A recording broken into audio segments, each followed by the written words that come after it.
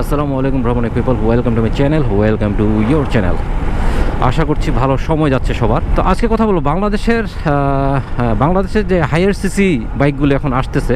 আসলে যদিও মোটরসাইক্লিংয়ের ভাষা হায়ার সিসি বলতে আসলে আরও 500, 600, 700 কিলোর বাইকগুলোকে বোঝায়, বাট আমাদের দেশের প্রেক্ষাপটে আর কি হায়ার সিসি বলতে আমরা এখন বুঝতেছি যে 165 সিসির উপরে, যেহেতু 165 সিসি পর্যন্ত অনুমোদন ছিল আমাদের 200, 250, 350 সিসির বাইকগুলোকে।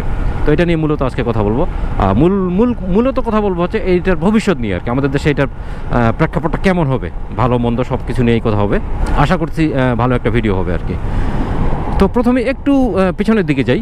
তো একটা সময় বাংলাদেশে কিন্তু কোনো সিসি লিমিটই ছিল না 2001 সাল পর্যন্ত।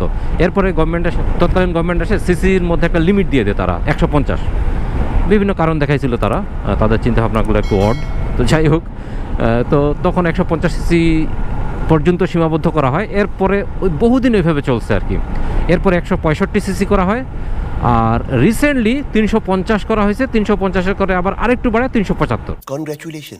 তার মানে বাংলাদেশে এখন 375 সিসি পর্যন্ত বাইক পারমিটেড, লিগালি 375 পর্যন্ত permitted, thanks to the government. তো আশা করতেছি ভবিষ্যতে এটার কোনো লিমিট থাকবে না, আমরা স্বাধীনভাবে যে কোনো লিমিটের বাইক চালাতে পারবো আর কি, যে কোনো সিসির বাইক চালাতে পারবো। তো যাই হোক, তো আজকে যেটা নিয়ে কথা বলতে চাচ্ছি ভবিষ্যৎটা কেমন হবে।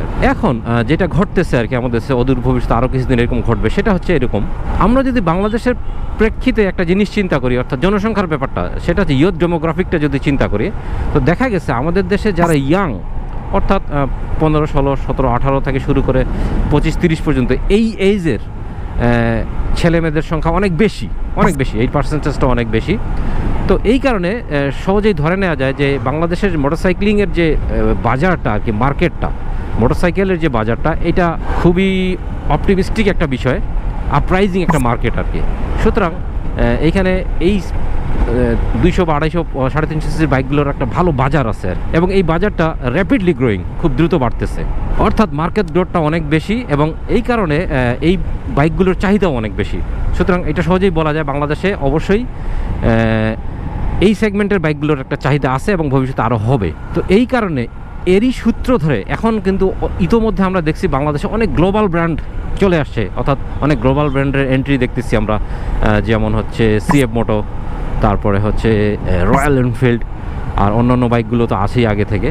তো ভবিষ্যতে আমরা চিন্তা করছি আরও কেটিএম বা এপ্রিলিয়ার এই বাইকগুলো চলে আসবে আর কি, ইভেন ডুকাটি, বিএমডাব্লিউ, আশা করছি এই বাইকগুলো চলে আসবে।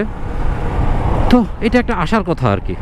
তো যেহেতু বাংলাদেশে এখন 375 পর্যন্ত পারমিটেড, এই কারণে, আর অনেক ব্র্যান্ডও চলে আসছে, যেটা আমি একটু আগে বললাম, এই কারণে লোকালি কিন্তু এখন, এবং গভর্নমেন্টের নীতিতেও আছে এটা, যে এই ধরনের বাইকগুলো, অর্থাৎ 375 পর্যন্ত যে বাইকগুলো, এগুলো যদি আপনি বাংলাদেশের বাজারে বাজারজাত করতে চান, তাহলে অবশ্যই আপনাকে লোকালি অ্যাসেম্বল করতে হবে, লোকালি ম্যানুফ্যাকচার করতে হবে। সো এইটা দেশীয় শিল্পে একটা বড় অবদান রাখতেছে এবং রাখবে ভবিষ্যতে। আলটিমেটলি এটা যখন ঘটতেছে, অর্থাৎ লোকালি ম্যানুফ্যাকচার হচ্ছে, লোকালি বাইকগুলো অ্যাসেম্বলড হচ্ছে, তখন কিন্তু ইকোনমিক গ্রোথে আমাদের একটা বড় ভূমিকা রাখতেছে এই বাইকগুলো, এই ইন্ডাস্ট্রিটা।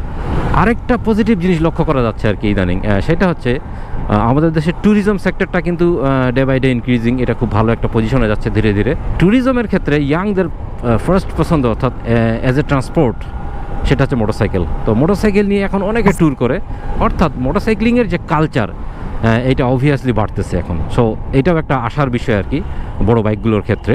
তো ভবিষ্যতে, অর্থাৎ কিছুদিনের মধ্যে এই জিনিসগুলো ঘটবে আর কি আমাদের দেশে, অলরেডি এই জিনিসগুলো ঘটতেছে।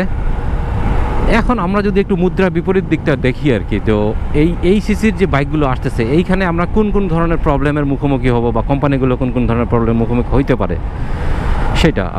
তো আমাদের দেশের প্রথম জিনিস যেটা হচ্ছে, এই যে হায়ার সিসির যে বাইকগুলো, এগুলোর জন্য ভালো মানের ফুয়েল দরকার, যেটা আমাদের দেশে যথেষ্ট ঘাটতি রয়েছে। অর্থাৎ আমরা ভালো মানের ফুয়েল পাই না আর কি।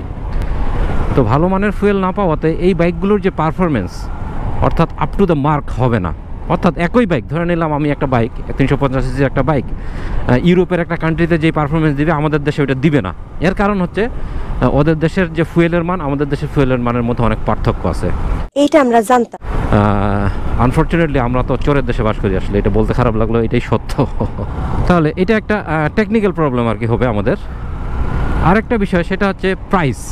আমাদের দেশে খুবই দুঃখের বিষয় এটা, যে মোটরসাইকেলটাকে এখনও লাক্সারি আইটেমের মধ্যে রাখা হয়েছে, অর্থাৎ বিলাসবহুল পণ্য হিসেবে ধরা হয় বাজেটে এটাকে। আর এই কারণে এটার যে ট্যাক্সেশন এটা অনেক হাই। তো দেখা যাচ্ছে খুবই কম সিসির বাইকগুলো 100-150 ইভেন 150 সিসির বাইকগুলো আমরা 5 লাখ টাকা দিয়ে কিনতেছি, 5.5 লাখ 6 লাখ টাকা দিয়ে কিনতেছি। হাস্যকর একটা বিষয়। তো এটা শুধু আসলে লোকাল ডিলারদের কারণে না, এটা যে আমাদের দেশে যে মোটরসাইকেলটাকে এখনও আসলে নিত্য প্রয়োজনীয় পণ্যের তালিকায় আনা যায়নি, এই কারণে এটা করতেছে। সুতরাং এটা একটা বড় বিষয় হবে, অর্থাৎ প্রাইসটা একটা বড় ব্যারিয়ার হবে আর কি। অর্থাৎ হায়ার সিসির বাইকগুলো তাহলে বড় একটা বাধার সম্মুখীন হবে এই প্রাইসের কারণে। আরও একটা বিষয় আছে, আমাদের দেশের ব্যবসায়ীদের এটা খারাপ অভ্যাসই বলবো আমি, সেটা হচ্ছে আমি একটা জিনিস বিক্রি করলাম, এরপরে আর দরকার নেই আমার দেখার কী হচ্ছে হোক। তো এরকম একটা টেন্ডেন্সি আছে আর কি। তো দেখা যাচ্ছে অর্থাৎ হায়ার সিসি বাইকগুলোর যদি প্রতিটা ব্র্যান্ডের যদি 3S সেন্টার না থাকে, অর্থাৎ সার্ভিস, সেলস, স্পেয়ার পার্টস, এইগুলি যদি ঠিকমতো তারা না দিতে পারে, তাহলে কিন্তু বাইকগুলো অবশ্যই আশার মুখ দেখবে না আমাদের দেশে। যেই ব্র্যান্ড এইটার উপর গুরুত্ব দিবে, অর্থাৎ 3S সেন্টার তারা সব জায়গায় দিবে এবং ভালো কাস্টমারদেরকে ভালো একটা ফিডব্যাক দিবে বিক্রির পরে বাইক, তাহলে কিন্তু তারা ভালো কাস্টমারদের কাছেও ভালো ফিডব্যাক পাবে।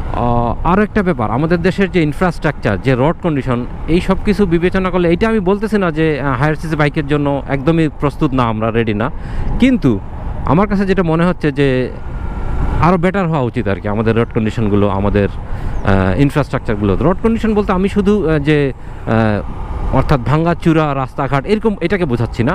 আমাদের দেশে যারা চলাচল করি আমরা, বাস, যেমন ট্রাক ড্রাইভার, বাস ড্রাইভার, অন্যান্য যত বাহন আছে, আসলে আমরা নিয়ম মানতে চাই না আর কি, দেখা যাচ্ছে এই কারণে আমাদের অ্যাক্সিডেন্টের সংখ্যা বেশি। আর হায়ার সিসি বাইক আসলে এটা আর একটু বেড়ে যেতে পারে আর কি, যেহেতু আমরা নিয়ম ঠিক মতো মানি না। সুতরাং রোড কন্ডিশন আরও আপডেট হওয়া দরকার আমাদের। আরেকটা ব্যাপার, আমরা বাঙালিরা যত সিসির বাইক কিনি না কেন, সেটা হচ্ছে আমরা মাইলেজের কথা আগে বলি, দেতা কিতনা মানে মাইলেজ কত পাবো আমি। তো আমি একটা হায়ার সিসির বাইক কিনতেছি, তারপর আমি আশা করতেছি যে 40-50 মাইলেজ পাবো। সুতরাং এটা একটু আশাহত করবে আমাদেরকে, যদিও এটা প্র্যাকটিক্যাল বিষয়, এটা মেনে নিতে হবে আমাদেরকে। আরেকটা বড়, এটাকে আমি কুসংস্কারও বলি আর কি, অনেকে শিক্ষিত মানুষের মধ্যেও কুসংস্কার থাকে, সেটা হচ্ছে হায়ার সিসি বাইকের ব্যাপারে আমাদের মিসকনসেপশন আছে। যেমন অনেকে বলে, ও এত সিসির বাইক, এটা তো অনেক স্পিড হবে, এটা তো অনেক অ্যাক্সিডেন্ট করবে।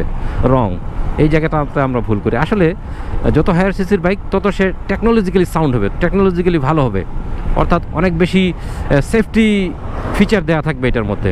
এবিএস ব্রেকিং বলেন, ডুয়েল এবিএস বলেন, কর্নারিং এবিএস বলেন, তারপরে এফআইগুলো থাকবে, ট্র্যাকশন কন্ট্রোল, এই সব কিছু মিলে দেখা যাচ্ছে বাইকটাকে যতটা সেফ রাখা যায় আর কি। সুতরাং এটা আর কি ঠিক না যে হায়ার সিসি বাইক মানেই বেশি স্পিড, বেশি অ্যাক্সিডেন্ট, এটা ভুল। আর আরও একটা জিনিস আমরা বারবার চিন্তা করি, একটা বাইক কিনলে, যে যখন আমি বাইকটা বিক্রি করবো কেমন ভ্যালু পাবো। সুতরাং আমাদের দেশের মার্কেটটা এখনও ওইভাবে তৈরি হয়নি হায়ার সিসির জন্য, অর্থাৎ আপনি একটা হায়ার সিসি বাইক কিনে বিক্রি করতে গেলে এটা রিসেল ভ্যালু অবশ্যই কমবে এবং যথেষ্ট কমবে আর কি। সুতরাং এটা একটা চিন্তার বিষয় আমাদের জন্য।